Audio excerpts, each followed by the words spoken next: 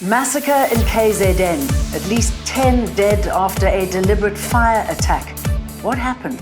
Finally, the firearm used to kill hip-hop artist AKA. Or is it? Thabo Bester and Magudumana appear in court virtually. I have advocate Peter and God that will be taking over my case. And the music prowess of Deborah Cox and Music Soulchild here in South Africa. Hello, I'm Jane Dutton. You're watching Eyewitness News. This is Eyewitness News. KwaZulu-Natal police have launched a manhunt for 7 armed men who are allegedly responsible for setting a house on fire with 15 people inside on Sunday. Police say 8 people died at the scene in Taylor's Holt in Pietermaritzburg, while 7 others were admitted to hospital. They've confirmed that 2 more victims died today. This is what remains of the RDP house that was burnt with 15 people inside here in Umsunduzi in Pietermaritzburg on Sunday evening. Police say 7 men armed with rifles forced their way inside this house, demanding the whereabouts of the owner. But after realizing that the owner was not inside, they then forced the 15 men that they found inside here to strip naked. That's when they poured them with petrol, setting this house alight. 8 of them were confirmed dead inside this house. 2 others were confirmed dead in hospital this morning. We do know that 5 others are currently in hospital fighting for their lives. Police have now confirmed that they've now launched a manhunt for those 7 armed men. Umsunduzi in Pietermaritzburg.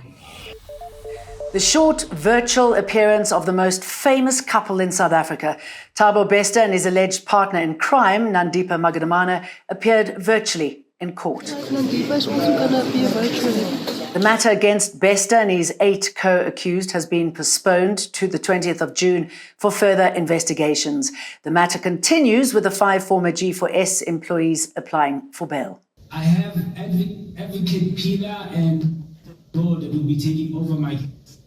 The bail application today was once again rolled over to Friday, and this postponement is yet another one in this case in terms of the bail application for the 5 former G4S employees.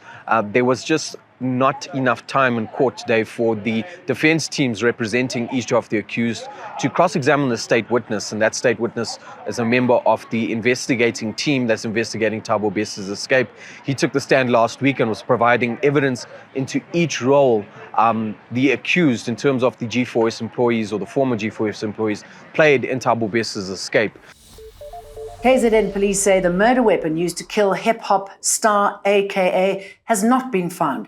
We were told that the firearm used in the shooting has been recovered by police, that the firearm was sent for ballistic testing and came back as positive as the weapon used to gun down Forbes on the evening of February the 10th. 35-year-old Forbes and his celebrity friend Tebelo Tibbs Motswane were shot and killed in a suspected hit outside Wish restaurant on Durban's popular Florida Road. Will 50 million rand end up in the hands of the Cubans? We'll have to wait and see. The Pretoria High Court has reserved judgment in a matter between civil rights organisation AfriForum and the South African government. AfriForum wants the court to stop government from donating 50 million rand to Cuba. Last year, the International Relations Department announced its multi-million rand donation to Cuba for food relief. But AfriForum obtained an urgent interdict to prevent Durko's move. The department's subsequent appeal was dismissed. There is no justification for a 50 million rand donation to Cuba. If ANC comrades are so desperate to donate millions to their friends in the Cuban government, they can fund this expense themselves with the help of the excessive salaries of more than 2.4 million rand per year that ministers earn.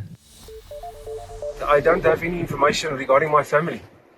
Before I was kidnapped, I was happily married with 3 children.